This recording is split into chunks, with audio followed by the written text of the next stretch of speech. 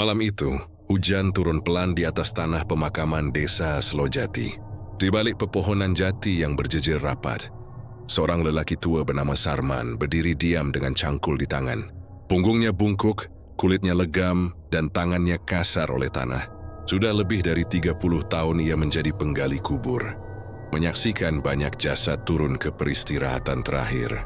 Namun malam ini bukan malam biasa. Malam ini, ia bukan sedang bekerja untuk desa, melainkan untuk dirinya sendiri. Kuburan baru yang digalinya pagi tadi kini tampak masih lembab. Di bawah batu nisan kayu sederhana, bertuliskan Sulastri binti Sadio. Tanahnya belum benar-benar padat. Sarman menatapnya lama, matanya penuh kegelisahan. Namun ada juga sesuatu yang lain. Sebuah keinginan yang menekan nuraninya pelan-pelan. Beberapa hari sebelumnya, seorang dukun datang ke rumahnya. Lelaki berpakaian hitam itu memperkenalkan diri sebagai Ki Surogentho. Orang yang dikenal mampu menggandakan rezeki dengan cara-cara yang tak disebutkan dalam kitab suci. Ia tahu Sarman hidup susah, meski setiap hari menggali tanah untuk orang mati. Istrinya sakit-sakitan, anaknya merantau tanpa kabar, dan di rumahnya hanya ada panci kosong serta tikar usang. Kalau kau ingin rezeki deras seperti air sumur yang tak pernah kering, kata Ki Suro dengan suara berat, kau hanya butuh satu hal, kain kafan dari jenazah yang masih hangat 3 malam lalu. Tak perlu seluruhnya, selembar kecil pun cukup. Asal dari yang mati perempuan muda. Sarman menolak waktu itu. Tapi malam demi malam suara di kepalanya semakin keras. Seperti bisikan halus yang tak mau diam. Satu potong saja, untuk hidup yang lebih baik. Kini, di tengah gelap yang hanya diterangi lampu Petromax kecil, Sarman mulai menggali. Cangkulnya menembus tanah basah, menimbulkan suara berat yang anehnya terasa menggema. Setiap ayunan cangkul membuat dadanya sesak. Dia berhenti sesekali, memandangi kiri kanan seolah takut ada mata lain yang memperhatikan. Tapi hanya hujan dan angin yang menjawab. Setelah setengah jam, cangkulnya mengenai sesuatu yang keras, peti kayu. Ia menggigil bukan karena dingin, tapi karena sesuatu di dalam dirinya mulai menolak. Namun bayangan tentang uang, rumah baru, dan istrinya yang bisa berobat lagi membuat tangan tuanya terus bekerja. Ia menyingkirkan tanah, membuka peti pelan. Bau busuk bercampur wangi melati yang belum hilang menyergap hidungnya. Di dalam sana, jasad gadis itu masih tampak tenang. Wajahnya pucat dan bibirnya sedikit terbuka, seolah ingin berkata sesuatu. Sarman terdiam, tangannya gemetar. Tapi akhirnya dengan napas tertahan, ia mengambil gunting kecil dari saku dan memotong sedikit kain kafan di bagian dada. Begitu kain itu terlepas, angin berhembus kencang. Petromax padam. Hanya kilat sesekali menerangi wajah Sarman yang kini basah oleh keringat dingin. Dalam cahaya petir yang singkat, ia melihat sesuatu yang membuat darahnya berhenti mengalir. Mata gadis itu terbuka hanya sekejap. Tapi Sarman yakin ia tidak salah lihat. Ia tersentak mundur, hampir jatuh ke dalam liang kubur. Nafasnya memburu, jantungnya berdegup tak karuan.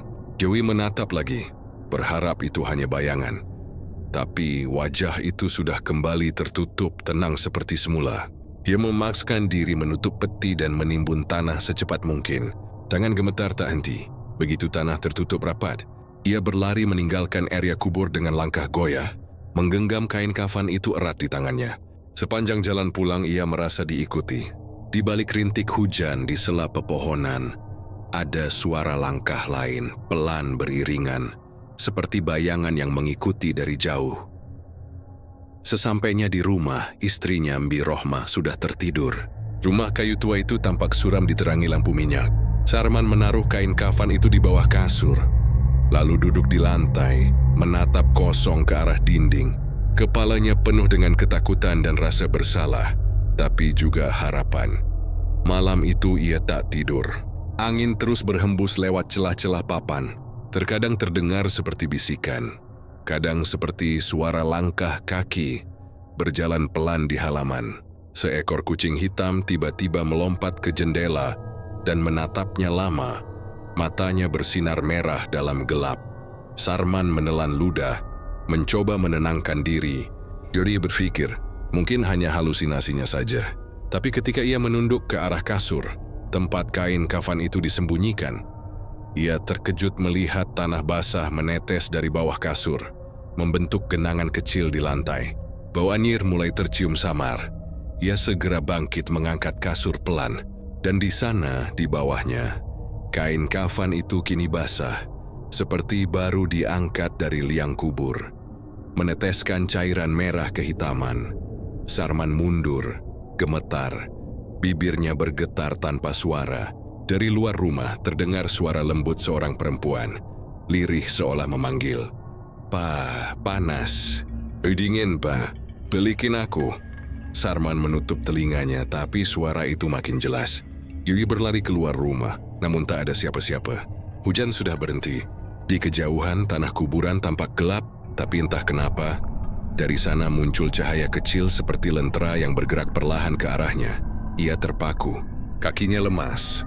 Dalam sinar bulan yang samar, ia melihat sosok perempuan berpakaian putih berjalan pelan. Dari arah kuburan, rambutnya menutupi wajah, langkahnya tak menapak tanah. Di tangan kirinya, ia menggenggam sesuatu. Selembar kain kafan yang sobek di ujungnya. Sarman menjerit tanpa suara. Tubuhnya kaku, pandangannya berkunang. Dunia di sekitarnya berputar perlahan.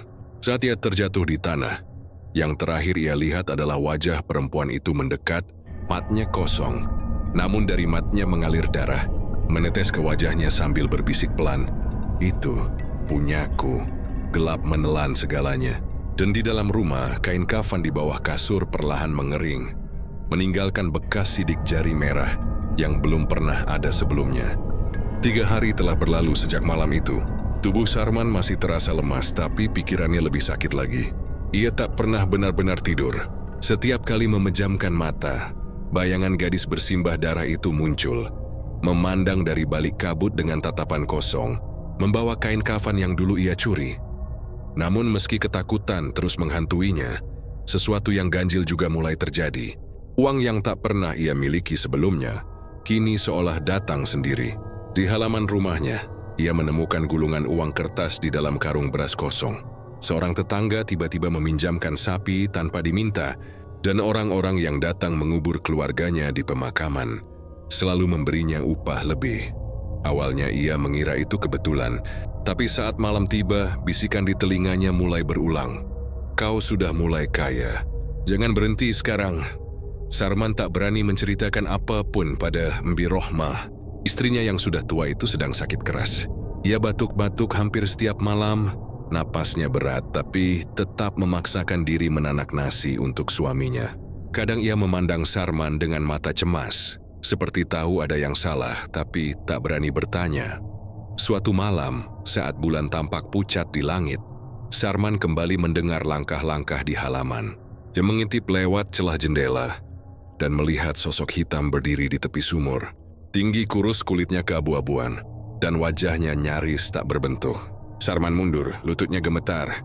Kamu tahu sosok itu bukan manusia. "Siapa kau?" Suaranya lirih, nyaris tak terdengar. Sosok itu menunduk, lalu suara berat keluar dari kegelapan. "Aku penjaga kain itu." Sarman menelan ludah. Aku cuma ambil sedikit. Hanya selembar." "Itu bukan kainmu," jawab suara itu datar. "Tapi karena kau sudah mengambilnya, maka sebagian darinya kini jadi milikmu, dan sebagian dirimu jadi milikku." Sarman mencoba berdoa, tapi lidahnya keluh. Ingin penjerit, tapi suaranya tertahan. Sosok itu perlahan berjalan mendekat. Setiap langkahnya menimbulkan bunyi tanah basah mengerut. Ketika sudah cukup dekat, Sarman bisa melihat bahwa tubuh makhluk itu bukan sepenuhnya jasad manusia. Kulitnya seperti terbuat dari kain kafan yang dijahit kasar, dengan bekas luka merah mengering di setiap sambungannya. "Jangan takut, Sarman," kata makhluk itu dengan suara yang kini lebih halus, hampir seperti manusia. "Kau sudah berani mengambil dari tanah mati, maka tanah kini akan memberimu kehidupan." Dari balik jubahnya yang lusuh, makhluk itu mengeluarkan segenggam tanah yang berkilau seperti emas. Dia melemparkannya ke depan rumah Sarman. Seketika aroma busuk berubah menjadi wangi kemenyan. Ketika Sarman menatap lagi, sosok itu sudah menghilang. Pagi harinya di tempat tanah itu jatuh, tumbuh bunga aneh berwarna merah tua. Bentuknya menyerupai tangan manusia mengepal. Sarman menatapnya lama. Ia ingin mencabut, Tapi ketika menyentuh batangnya, terasa seperti daging yang hangat berdenyut. Ia mundur, membiarkannya tumbuh. Hari-hari berikutnya, harta datang tanpa sebab. Ada orang yang meninggalkan uang di depan rumahnya. Ayam-ayam tetangga tiba-tiba bertelur di halamannya. Bahkan Embi Rohmah merasa sedikit membaik. Tapi bersamaan dengan itu, keanehan lain mulai muncul.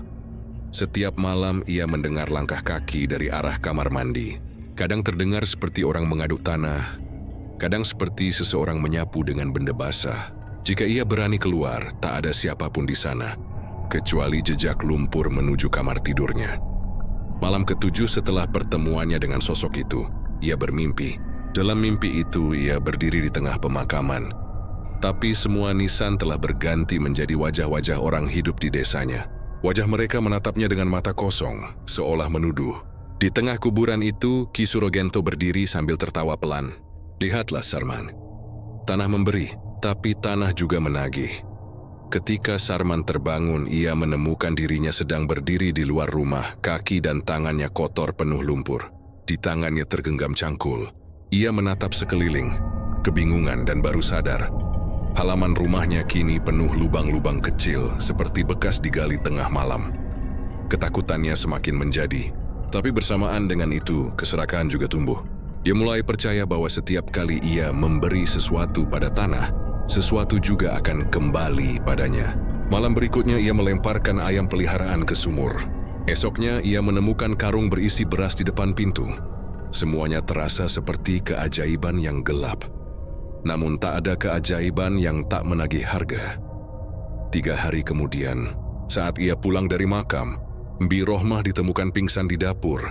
Tubuhnya kaku, kulitnya pucat, dan napasnya hampir tak ada. Sarman berlari panik memeluk istrinya yang terbaring lemah. Di leher Embi Rohmah, tampak bekas tangan kecil berwarna kehitaman. Seperti dicengkeram sesuatu dari dunia lain. Sarman menangis, suaranya pecah. Ia memohon pada siapapun untuk menolong. Tapi di tengah tangisnya, suara yang dulu datang dari sumur itu kembali berbisik di telinganya. Kau tak perlu menangis. Setiap yang diambil akan diganti, tapi dengan yang lain. Dari pintu dapur, angin berhembus masuk, membawa aroma tanah basah dan bau kain mayat. Bunga merah di halaman kini mekar penuh, dan dari kelopaknya menetes cairan hitam pekat seperti darah. Sarman menatapnya dalam ketakutan yang tak bisa lagi dijelaskan. Ia baru sadar, kekayaan yang datang padanya bukan rezeki, melainkan pembayaran dari perjanjian yang tak pernah ia ucapkan dengan mulut, tapi telah ia setujui dengan perbuatannya sendiri. Dan di tengah malam yang sunyi itu, dari dalam sumur terdengar suara perempuan berbisik lirih. Aku belum utuh, Sarman. Kainku masih padamu? Hujan baru saja reda ketika kabar aneh mulai menyebar di desa Selojati. Para penjaga makam menemukan tanah salah satu kuburan tampak tergali sebagian. Padahal, tak ada tanda-tanda hewan liar. Kuburan itu adalah milik Sulastri binti Sadio, gadis yang kafannya pernah dicuri Sarman. Sarman mendengar kabar itu dari tetangganya saat pagi buta. Seketika tubuhnya gemetar, tapi ia pura-pura tak tahu apa-apa. Dia hanya mengangguk, berlagak prihatin. Mungkin anjing kampung, katanya dengan suara serak. Namun dalam hatinya ia tahu tidak mungkin. Kuburan itu bukan terganggu binatang, itu adalah peringatan. Sejak istrinya jatuh sakit parah, rumah Sarman menjadi tempat paling sepi di desa. Tak ada yang mau mendekat karena orang-orang bilang rumahnya kini sering terdengar suara aneh. Kadang suara perempuan menangis dari arah dapur, kadang suara tanah diserok dari bawah kolong rumah. Malam itu, saat angin bertiup dari arah kuburan, Embi Rohmah merintih. Matanya kosong, tangannya dingin. Bisiknya pelan, kau bawa sesuatu dari tanah ya? Sarman menelan ludah menggenggam tangan istrinya. Tidak, Emboh. Ku hanya cari rezeki. Namun perempuan tua itu menggeleng lemah. Aku lihat semalam, ada perempuan berdiri di pintu. Rambutnya panjang dan ia menatapku seperti mengenalku. Aku takut, Man. Aku takut kalau tanah menjemput kita. Sarman tak menjawab. Ia hanya duduk di samping ranjang, memandangi wajah istrinya yang pucat. Di dalam dadanya, rasa bersalah mulai berubah menjadi ketakutan yang sulit dijelaskan. Malam makin larut. Sarman terbangun oleh suara lirih dari luar rumah. Suara seseorang berbisik, "Buka aku, buka tanahku." Ia menutup telinganya dengan bantal, tapi suara itu terus datang. Makin keras, seperti dari bawah lantai. Ia menyalakan lampu minyak dan berjalan pelan ke ruang depan. Lantai bambu di dekat dinding tampak bergelombang. Seolah ada sesuatu yang mendorong dari bawah. Jantungnya berdentum keras. Saat ia jongkok mendekat, tiba-tiba papan lantai itu retak sendiri. Dan dari celahnya menyembul segenggam tanah basah bercampur potongan kain putih. Sarman mundur dengan teriakan tertahan. Kain itu adalah potongan kafan yang ia simpan dulu, yang kini muncul sendiri dari dalam tanah di bawah rumahnya. Ia tahu benar tak ada yang menggali di sana, tapi kain itu seperti hidup, bergerak pelan, melingkar seperti ular mencari arah. Dari balik celah lantai terdengar suara napas pelan, berat, dan berirama seperti orang yang sedang berbaring di bawah sana. Sarman, aku masih di bawah. Sarman menutup mulutnya, berusaha tak menjerit. Dia lari ke dapur, mengambil kapak kecil yang biasa digunakan untuk membelah kayu. Tangannya gemetar tapi ia berusaha kuat. Pergi, teriaknya. Aku tak mau lagi ikut urusan ini. Namun sebelum ia sempat memukul, semua lampu padam bersamaan. Rumah itu gelap gulita. Dari arah kamar membiroma menjerit panjang. Sarman berlari, tapi begitu sampai di depan pintu kamar, langkahnya berhenti mendadak. Di ambang pintu berdiri sosok perempuan bergaun putih basah. Wajahnya pucat, rambutnya meneteskan air, dan dari dadanya tampak bekas potongan kain yang robek. Perempuan itu tersenyum kecil, lalu menunduk pelan. Kenapa kau ambil bagian dariku, Sarman? Sarman mundur, tapi tubuhnya kaku. Yona ingin memanggil nama Tuhan, tapi lidahnya keluh. Sosok itu melangkah maju, dan setiap langkahnya membuat lantai berderit seperti menangis. Ketika jaraknya tinggal beberapa jengkal, perempuan itu menunduk ke arah wajah Sarman. Aroma tanah basah dan bunga melati bercampur busuk membuat napasnya tersengal. Kau tahu apa yang terjadi pada mereka yang mengganggu tidurku? Sarman hanya bisa menatap. Di belakang sosok itu, ia melihat ranjang istrinya kini kosong. Bantal dan selimut basah kuyup, dan di bawahnya tanah retak seperti baru digali. Ia menjerit menggali dengan tangan kosong, tapi yang ia temukan hanya sisa kain kafan istrinya. Basah dan berlumur tanah merah. Perempuan bergaun putih itu berdiri di belakangnya. Suaranya kini lebih dalam, seperti bergema dari dua arah.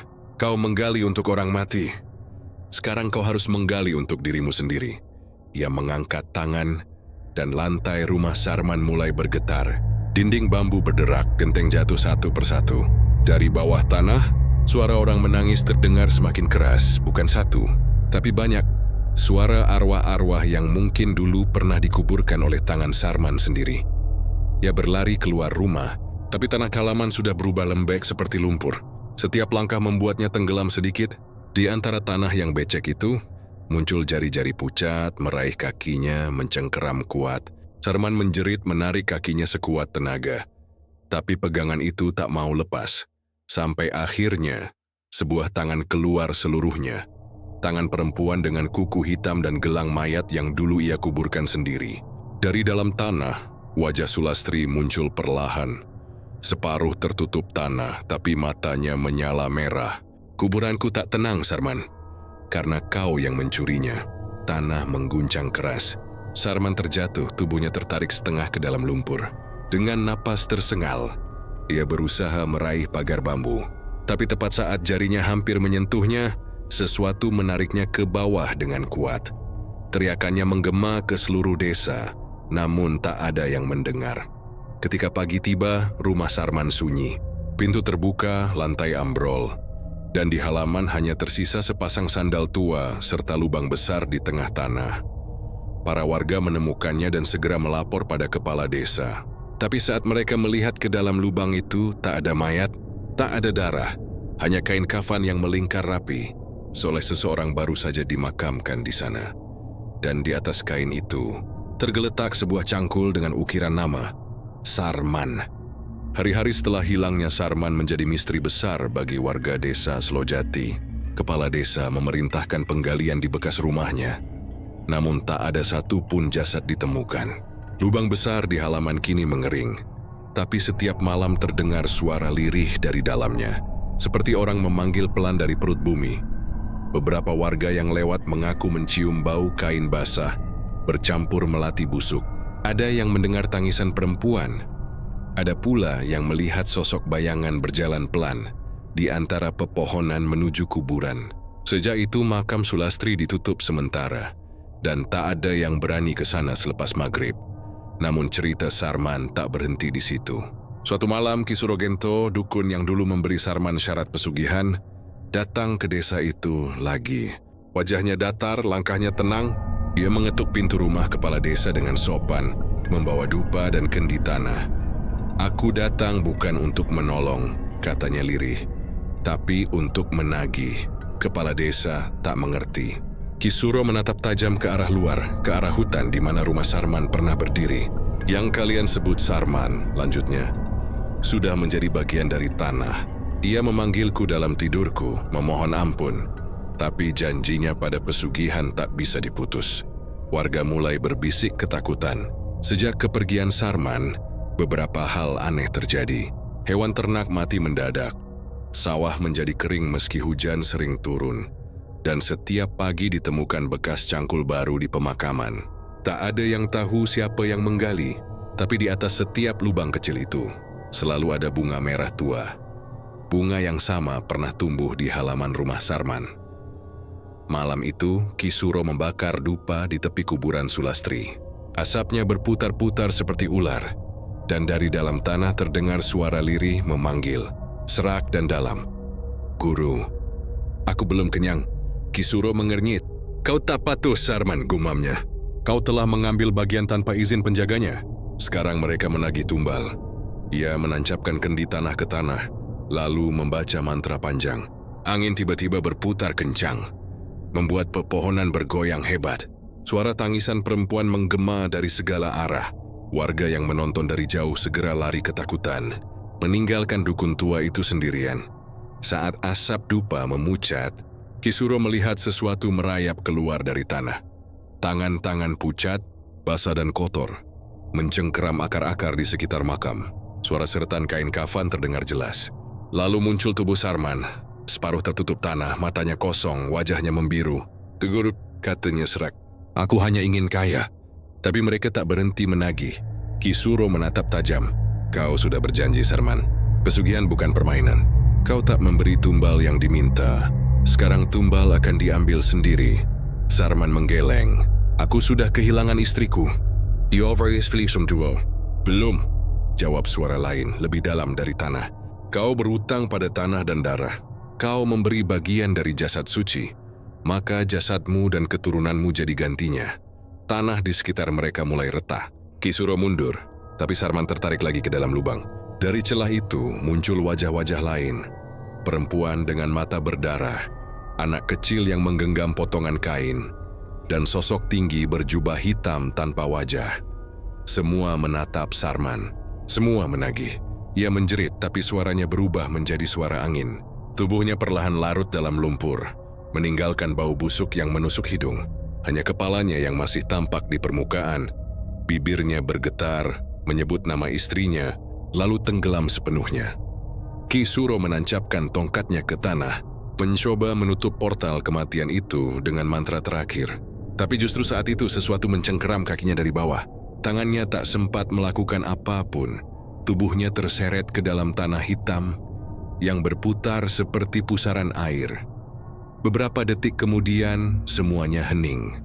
Hanya suara serangga malam dan gesekan daun jati yang tersisa.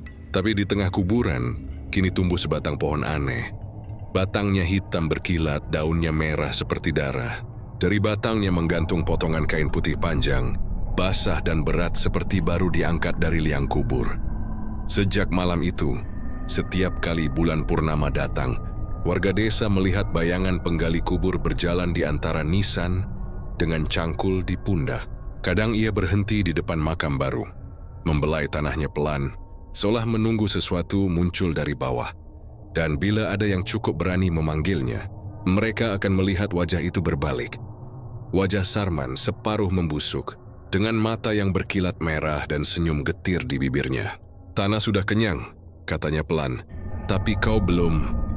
Kemudian ia menghilang ke dalam gelap, meninggalkan aroma busuk kain kafan dan suara cangkul yang menggema jauh ke bawah bumi. Malam itu udara terasa ganjil di desa Selojati. Angin berhenti berembus. Anjing-anjing tak menggonggong dan jangkrik pun seolah menahan suara. Hanya terdengar dengung halus yang entah datang dari mana. Di bawah langit bulan setengah, rumah Sarman yang sudah lama kosong tampak berdiri membisu. Dinding bambunya mulai lapuk, namun entah kenapa lampu di dalamnya menyala sendiri. Beberapa pemuda desa yang lewat sepulang ronda berani mendekat. Mereka membawa senter dan parang, saling berbisik. Siapa yang menyalakan lampu itu? Bukannya rumah Sarman sudah ditinggalkan? Ketika mereka sampai di depan pintu, angin berhembus tiba-tiba, membuat pintu terbuka perlahan. Bau anyir langsung keluar bersama hawa dingin yang menusuk tulang. Di tengah ruang tamu, terhampar sehelai kain kafan putih, seperti baru dijemur. Tapi di atasnya ada sesuatu yang bergerak pelan, kecil, membentuk gundukan halus seperti hewan kecil yang merayap di bawah kain. Salah satu dari mereka memberanikan diri mengangkat ujung kain itu. Mereka langsung terjatuh mundur sambil menjerit. Di bawah kain itu terbungkus rapat, ada bayi kecil tanpa mata. Kulitnya pucat kehijauan, bibirnya kering, dan di dadanya menempel sisa tanah kuburan. Namun yang paling mengerikan, bayi itu bernapas. Salah satu pemuda berteriak membaca doa, tapi bayi itu tiba-tiba mengeluarkan suara pelan seperti gumaman. "Bapak, dingin." Mereka lari terbirit-birit meninggalkan rumah itu, tak satu pun berani menoleh. Keesokan paginya, warga yang penasaran datang ramai-ramai, tapi saat pintu dibuka tak ada apa pun di dalam rumah. Kain kafan hilang, hanya tersisa bekas tanah basah di lantai dan bau amis yang menusuk. Malam berikutnya, Darto, penjaga makam yang menggantikan posisi Sarman, terbangun oleh suara tangisan dari arah kuburan. Tangisan itu kecil, halus seperti suara bayi mencari ibunya. Dia mengira ada orang menaruh bayi di sana dan berlari membawa lentera. Tapi ketika ia tiba, tak ada siapa-siapa, hanya suara itu bergema di antara nisan. Ketika cahaya lentera diarahkan ke salah satu makam, makam Sulastri binti Sadio, tanahnya tampak bergerak sendiri, berdenyut seperti napas.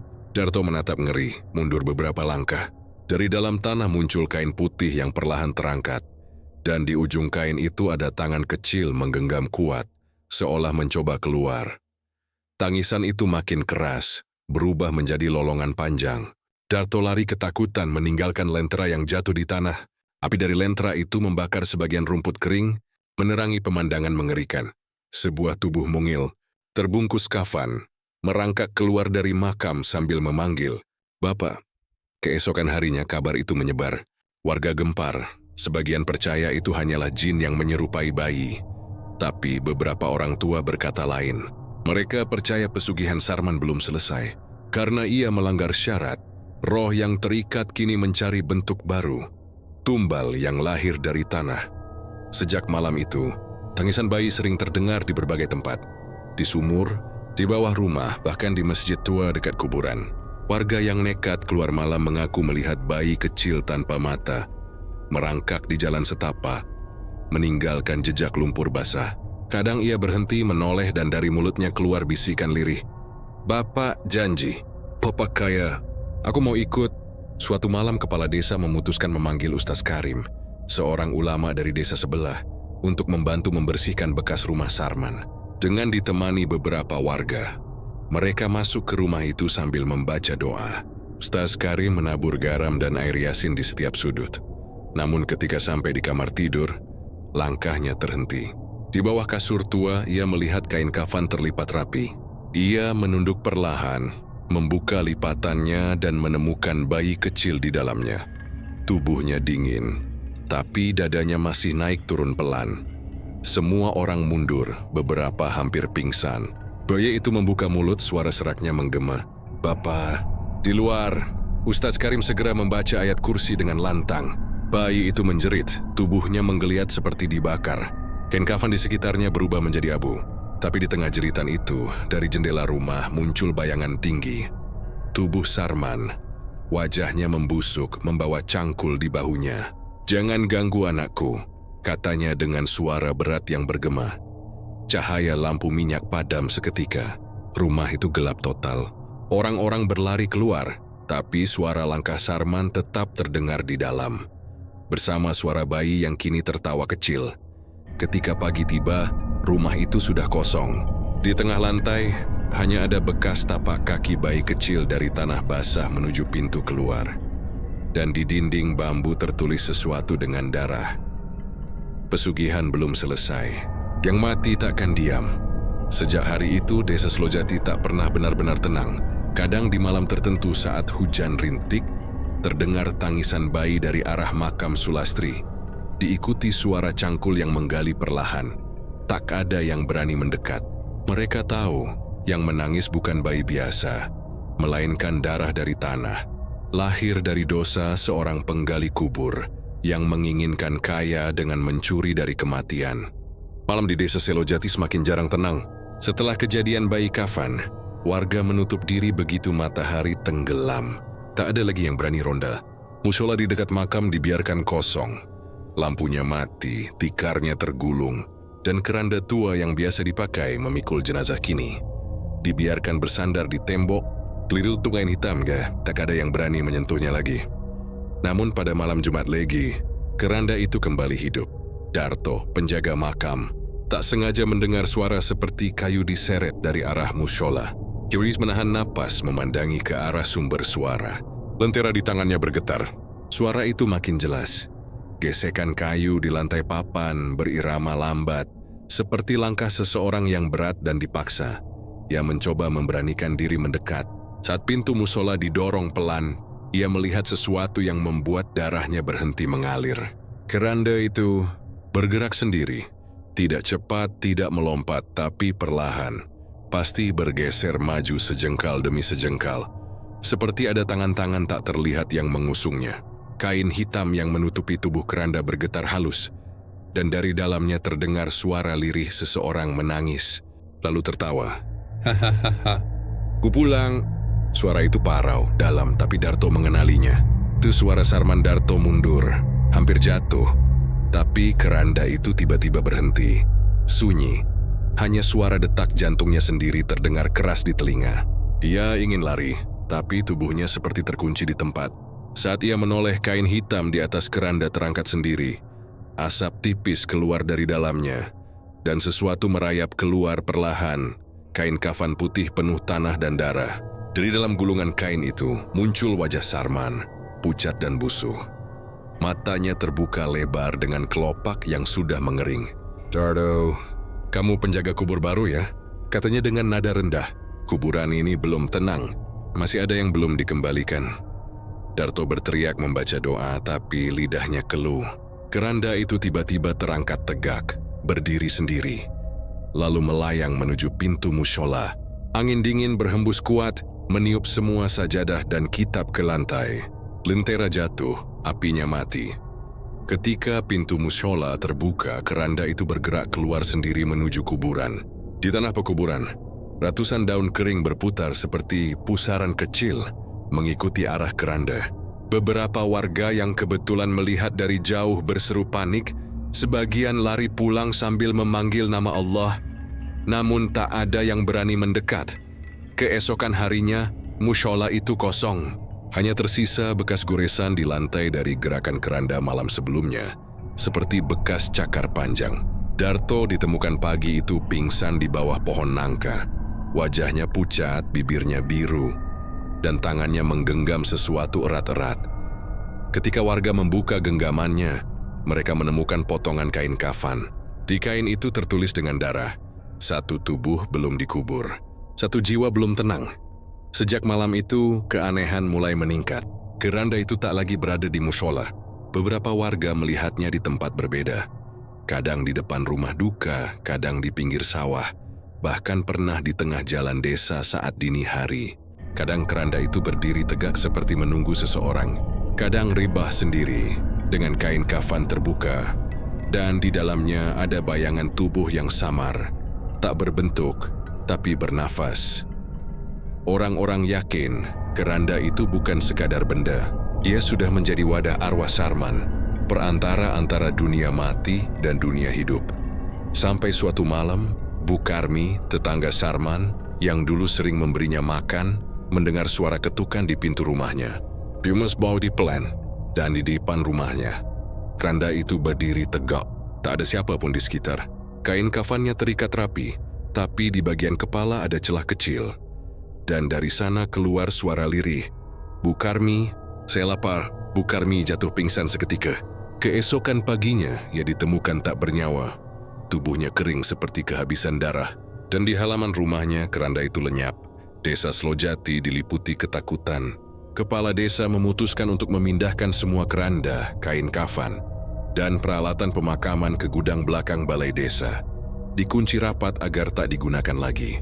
Tapi malamnya, warga mendengar bunyi pintu gudang dibuka dari dalam, dan sesuatu menyeret di tanah menuju arah kuburan. Beberapa orang nekat mengintip dari kejauhan. Mereka melihat keranda itu melayang di antara kabut, dan di belakangnya berjalan sosok Sarman dengan wajah hancur dan mata hitam menganga. Di dalam keranda ada sesuatu yang bergerak. Bayi kafan itu menggeliat, tertawa kecil dan memanggil, "Bapak, aku ikut." Sarman berhenti di depan makam gadis yang dulu ia curi kafannya. Join membuka keranda, menatap ke arah nisan lalu berkata, "Aku sudah bawa ganti. Jangan ganggu aku lagi." Tanah di depan nisan itu berguncang. Dari bawahnya muncul tangan perempuan pucat yang mencengkeram kuat tepi keranda. Bayi kafan itu menangis keras dan keranda bergetar hebat, lalu terbelah dua. Dari dalam tanah, Sulastri muncul, tubuhnya penuh luka, matanya kosong. Ia menatap Sarman dan bayi kafan itu dengan pandangan kosong, lalu berbisik, "Yang kau ambil, kembali padamu." Tanah di bawah Sarman tiba-tiba runtuh. Ia terperosok ke dalam lubang besar, diseret oleh tangan-tangan busuk yang keluar dari tanah. Suara cangkul terdengar samar, seperti menggali kubur baru di malam hari. Keranda itu jatuh ke tanah, kosong. Bayi kafan menghilang, dan Sarman tak pernah ditemukan lagi. Sejak malam itu, keranda di mushola tak pernah terlihat lagi. Tapi kadang, pada malam Jumat, warga yang lewat dekat kuburan mengaku melihat keranda berjalan sendiri di antara nisan, berhenti di depan makam Sulastri. Dari dalamnya, terdengar suara napas berat, dan kadang tawa bayi kecil yang menembus angin. Pesugihan belum selesai. Hujan deras turun tanpa henti selama 3 hari berturut-turut di desa Slojati. Langit tampak muram, petir menyambar jauh di perbukitan. Sungai yang membelah desa meluap, membuat jalan tanah berubah jadi lumpur pekat. Tapi bukan itu yang paling menakutkan. Yang paling aneh adalah seluruh penduduk mulai kehilangan bayangan mereka. Semula hanya 1-2 orang yang menyadarinya. Pak Dargo, tukang kayu, kaget saat memotong papan di bawah cahaya lampu minyak dan melihat tidak ada bentuk hitam di lantai. Ia kira karena lampunya redup, tapi keesokan paginya ketika matahari muncul, tubuhnya tetap tak menimbulkan bayangan sama sekali. Ia panik berlari keluar rumah, berteriak memanggil tetangga, dan ternyata seluruh orang di jalan juga tidak punya bayangan. Astagfirullah. Apa yang terjadi? Kok tak ada bayangan kita? Anak-anak menangis, perempuan berdoa, sebagian warga menyalakan dupa dan membaca doa tolak bala. Tapi meski matahari semakin tinggi, tak satu pun bayangan terlihat. Bahkan pepohonan, tiang listrik, dan hewan ternak pun tampak datar di bawah sinar matahari yang pucat kekuningan. Kepala desa memanggil Ustaz Karim meminta petunjuk. Ustaz itu datang dengan wajah tegang. Ia memejamkan mata lama lalu berkata pelan, "Bayangan adalah naungan dari ruh kita.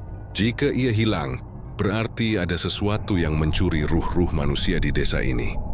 Dan semua pandangan pun mengarah pada kuburan tua di belakang mushola. Sejak keranda bergerak sendiri dan Sarman lenyap di telan tanah, kuburan itu memang jadi pusat kengerian. Banyak warga mengaku mendengar suara orang bekerja menggali tanah di malam hari. Kadang terdengar bayi menangis, kadang ada suara perempuan tertawa lirih.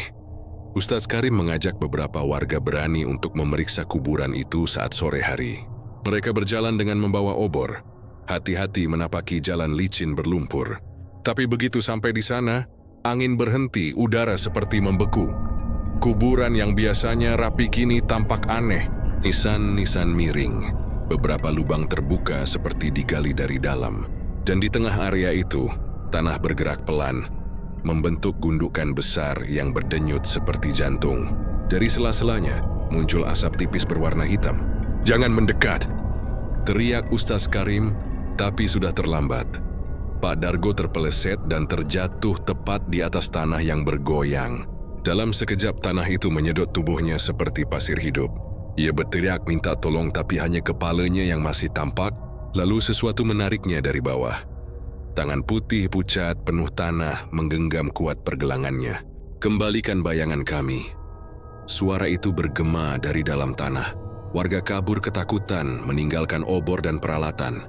Saat mereka berlari, matahari tertutup mendung gelap.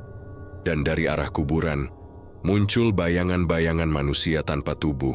Gelap tipis, tapi bergerak seperti kabut. Mereka meniru gerakan warga, mengikuti dari jauh, demi secermin hitam yang kehilangan bentuk. Sejak saat itu, bayangan palsu mulai muncul di desa.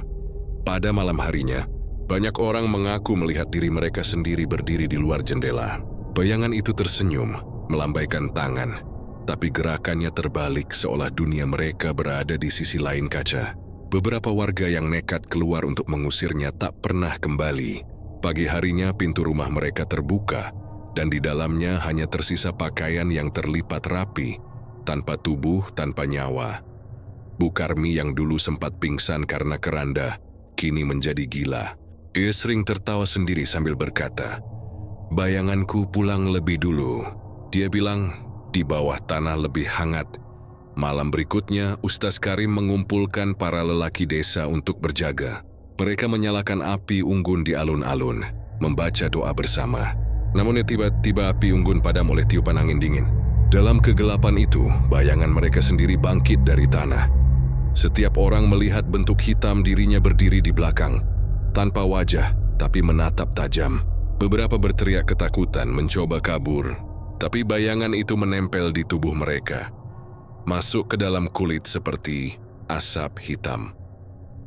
Orang-orang yang tersentuh langsung terjatuh, menggeliat, matanya memutih, dan ketika sadar kembali mata mereka kosong. Mereka berdiri diam, tanpa bicara, tanpa emosi, dan anehnya mereka punya bayangan kembali. Tapi itu bukan bayangan mereka yang asli. Ustaz Karim sadar, roh-roh dari pesugihan Sarman telah lepas dan mencari tubuh baru. Bayangan-bayangan itu adalah bentuk arwah yang terikat kain kafan, menjelma untuk menggantikan jiwa manusia hidup. Ia mencoba membaca ayat-ayat suci, tapi dari tanah di bawah kakinya muncul suara tawa rendah. "Kau tidak bisa memutuskan perjanjian. Yang dimulai dengan darah akan berakhir dengan darah." Tanah di bawah alun-alun retak. Dari dalamnya keluar keranda tua. Separuh terbakar, separuh hitam mengkilap. Di atasnya berdiri Sarman, tubuhnya kini utuh tapi matanya kosong seperti kaca. Di tangannya tergenggam kain kafan yang berdenyut seperti urat hidup. "Aku sudah membayar." Tapi mereka terus menagih, katanya dengan suara serak. "Sekarang, giliran kalian." Sarman mengangkat kain kafan itu dan angin hitam berputar di sekelilingnya. Semua bayangan di tanah tersedot, berputar, lalu masuk ke dalam kain itu. Suara jeritan memenuhi udara, dan satu persatu warga tumbang. Ketika angin berhenti, Sarman menghilang bersama keranda.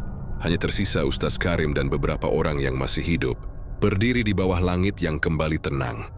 Tapi matahari yang muncul keesokan paginya tidak lagi memantulkan bayangan siapapun. Sejak hari itu, Desa Selojati disebut orang sebagai desa tanpa bayangan. Siapapun yang datang ke sana pada siang hari akan melihat tubuh-tubuh bergerak tanpa pantulan di tanah, dengan wajah datar dan mata kosong. Dan jika malam tiba, dari balik rumah-rumah bambu terdengar bisikan halus, "Bayanganmu, milik kami sekarang." Hujan deras turun tanpa henti selama 3 hari berturut-turut di Desa Selojati. Langit tampak muram, petir menyambar jauh di perbukitan. Sungai yang membelah desa meluap, membuat jalan tanah berubah jadi lumpur pekat. Tapi bukan itu yang paling menakutkan. Yang paling aneh adalah seluruh penduduk mulai kehilangan bayangan mereka. Semula hanya 1-2 orang yang menyadarinya. Pak Dargo, tukang kayu, kaget saat memotong papan di bawah cahaya lampu minyak dan melihat tidak ada bentuk hitam di lantai. Ia kira karena lampunya redup, tapi keesokan paginya ketika matahari muncul, tubuhnya tetap tak menimbulkan bayangan sama sekali. Ia panik berlari keluar rumah, berteriak memanggil tetangga, dan ternyata seluruh orang di jalan juga tidak punya bayangan. Astagfirullah. Apa yang terjadi? Kok tak ada bayangan kita? Anak-anak menangis, perempuan berdoa, sebagian warga menyalakan dupa dan membaca doa tolak bala. Tapi meski matahari semakin tinggi, tak satu pun bayangan terlihat. Bahkan pepohonan, tiang listrik, dan hewan ternak pun tampak datar di bawah sinar matahari yang pucat kekuningan. Kepala desa memanggil Ustaz Karim meminta petunjuk. Ustaz itu datang dengan wajah tegang. Ia memejamkan mata lama lalu berkata pelan, "Bayangan adalah naungan dari ruh kita. Jika ia hilang, berarti ada sesuatu yang mencuri ruh-ruh manusia di desa ini." Dan semua pandangan pun mengarah pada kuburan tua di belakang mushola. Sejak keranda bergerak sendiri dan Sarman lenyap di telan tanah, kuburan itu memang jadi pusat kengerian. Banyak warga mengaku mendengar suara orang bekerja menggali tanah di malam hari. Kadang terdengar bayi menangis, kadang ada suara perempuan tertawa lirih. Ustaz Karim mengajak beberapa warga berani untuk memeriksa kuburan itu saat sore hari. Mereka berjalan dengan membawa obor, hati-hati menapaki jalan licin berlumpur. Tapi begitu sampai di sana, angin berhenti, udara seperti membeku. Kuburan yang biasanya rapi kini tampak aneh, nisan-nisan miring. Beberapa lubang terbuka seperti digali dari dalam. Dan di tengah area itu, tanah bergerak pelan, membentuk gundukan besar yang berdenyut seperti jantung. Dari sela-selanya, muncul asap tipis berwarna hitam. "Jangan mendekat!" teriak Ustaz Karim, tapi sudah terlambat.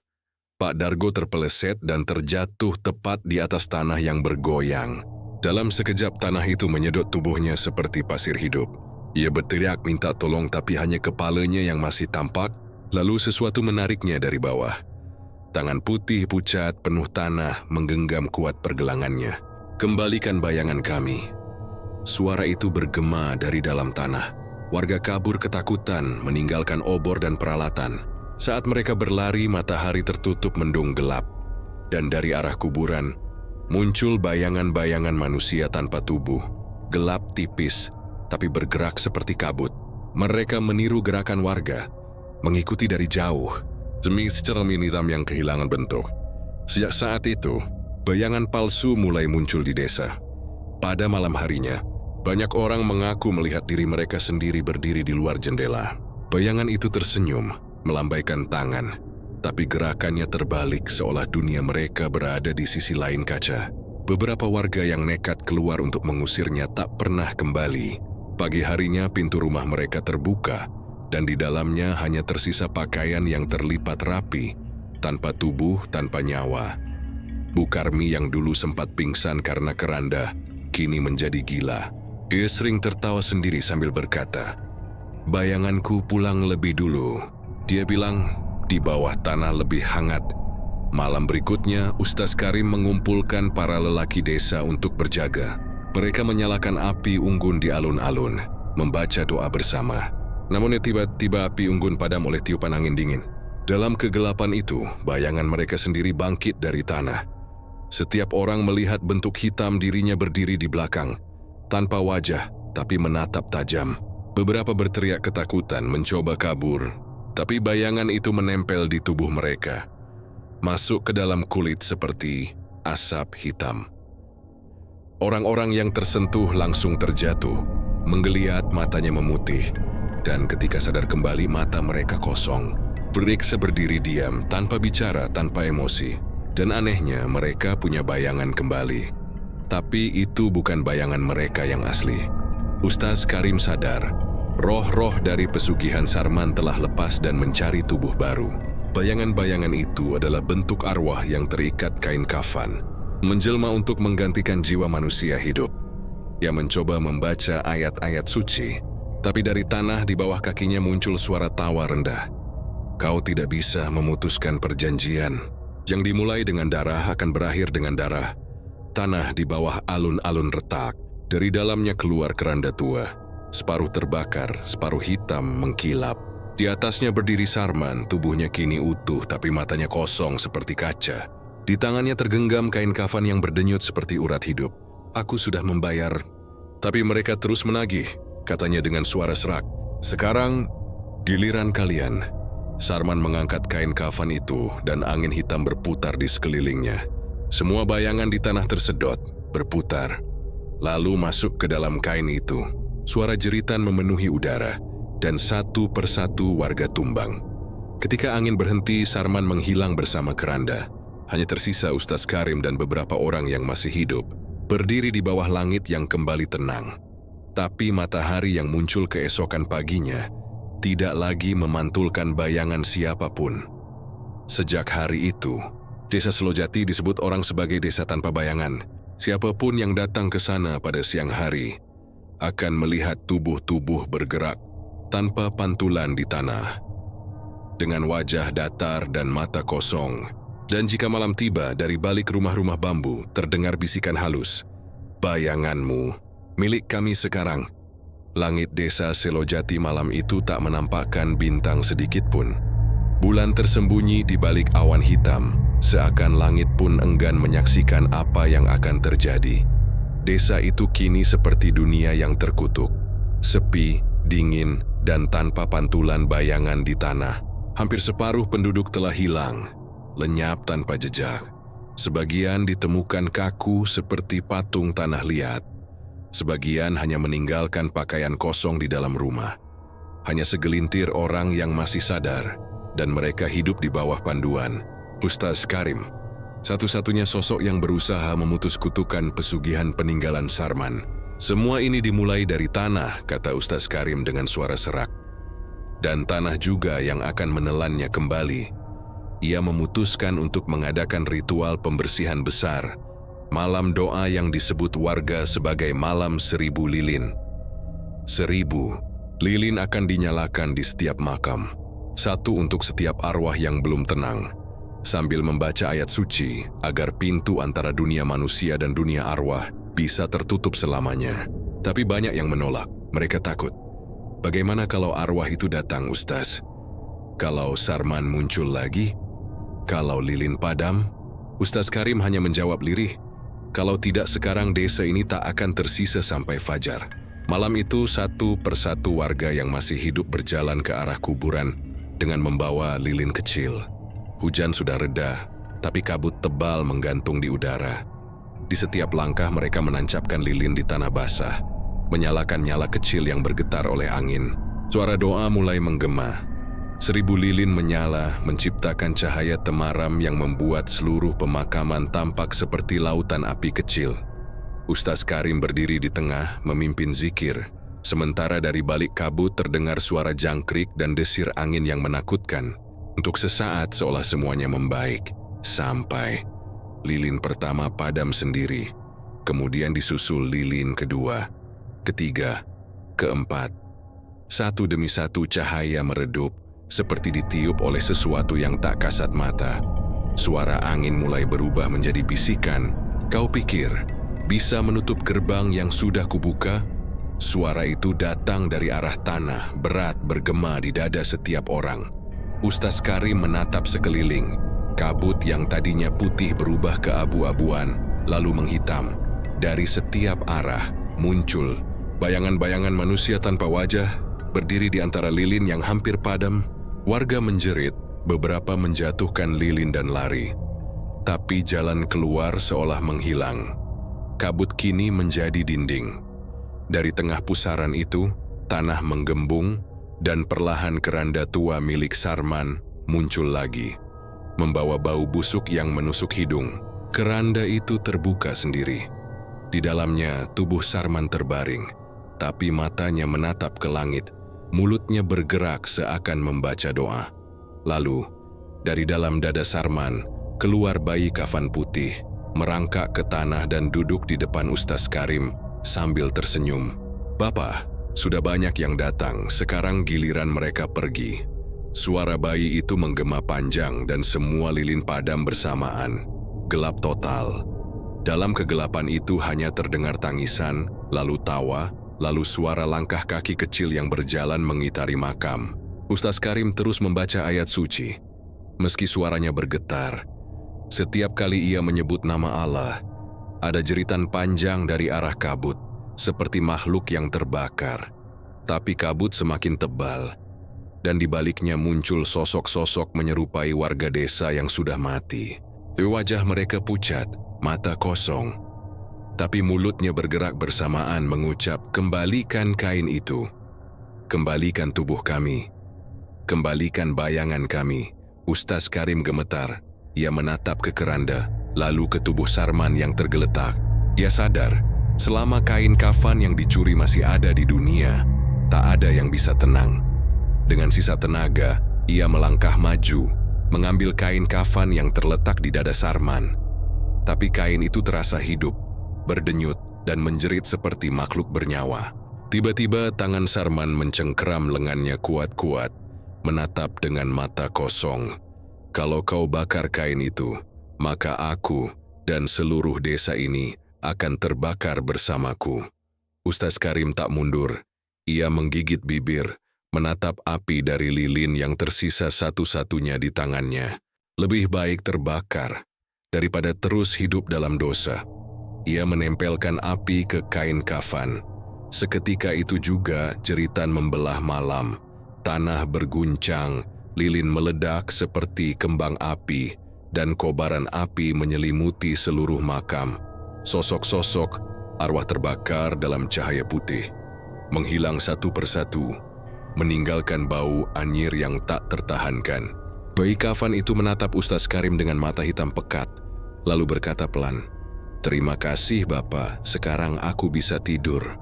Tubuhnya meleleh menjadi abu bersama kain kafan yang kini habis terbakar. Ketika api padam, hujan turun perlahan, memadamkan bara terakhir. Ustaz Karim terjatuh ke tanah, tubuhnya lemah, wajahnya penuh jelaga.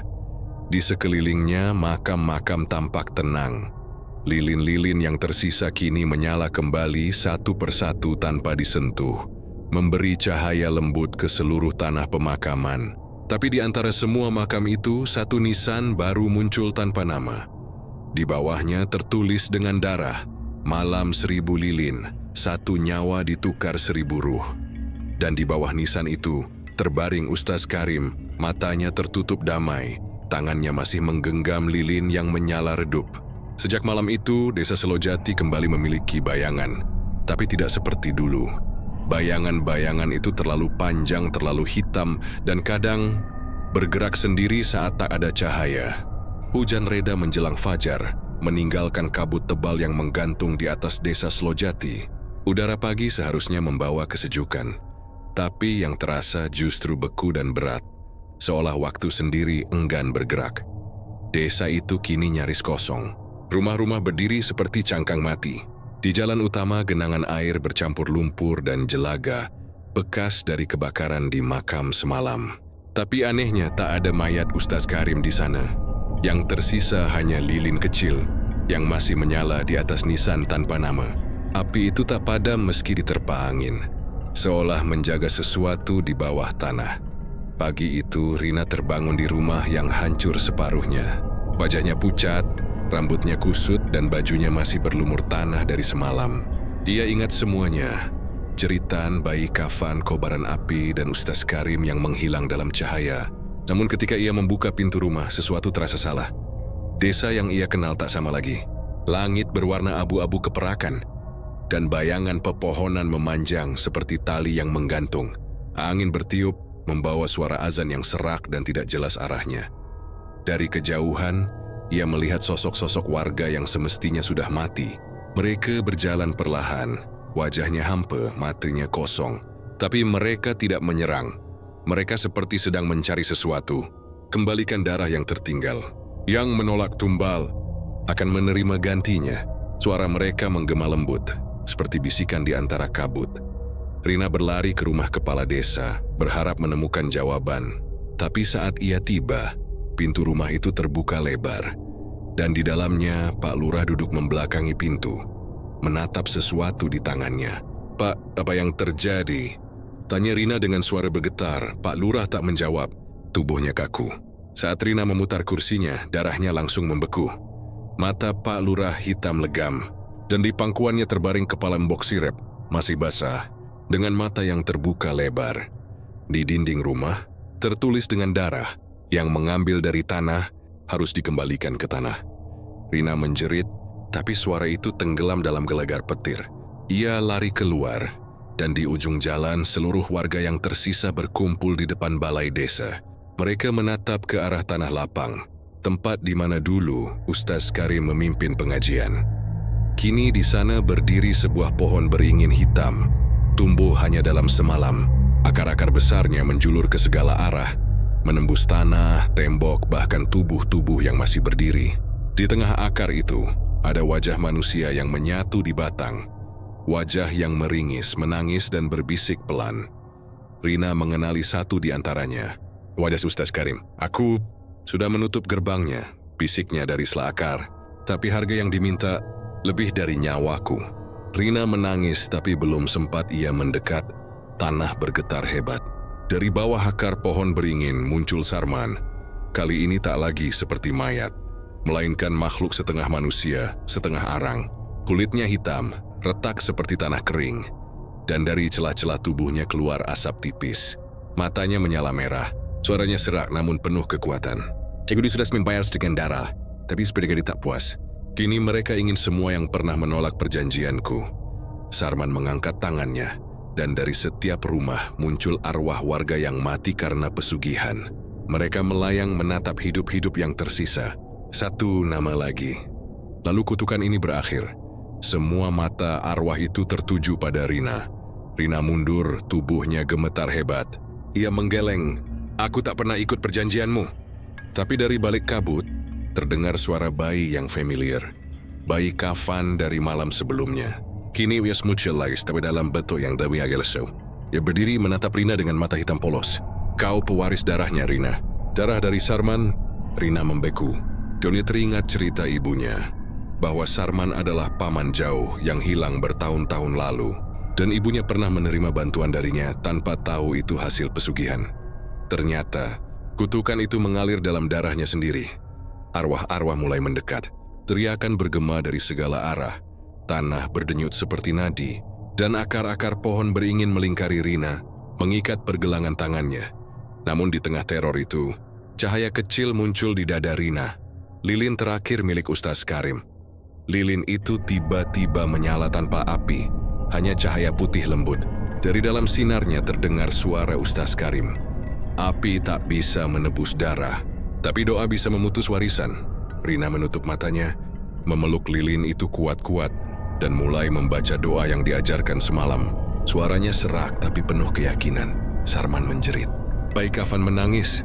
Pohon beringin mengerang dan retak dari dalam.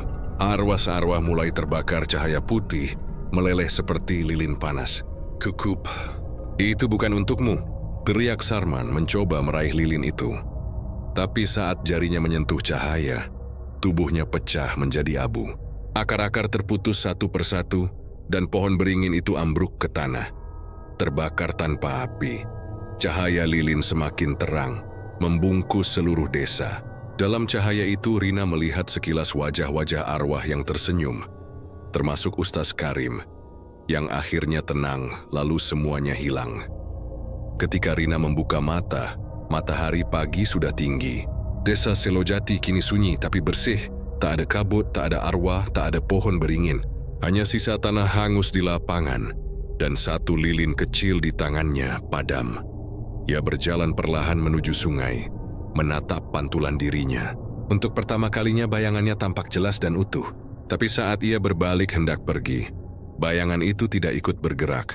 Bayangan itu tetap berdiri di air, tersenyum pelan, lalu berbisik. Kutukan tak pernah hilang, hanya berpindah.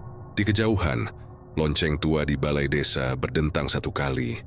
Pelan, berat, dan menyerupai napas terakhir dari tanah yang baru saja terbangun kembali.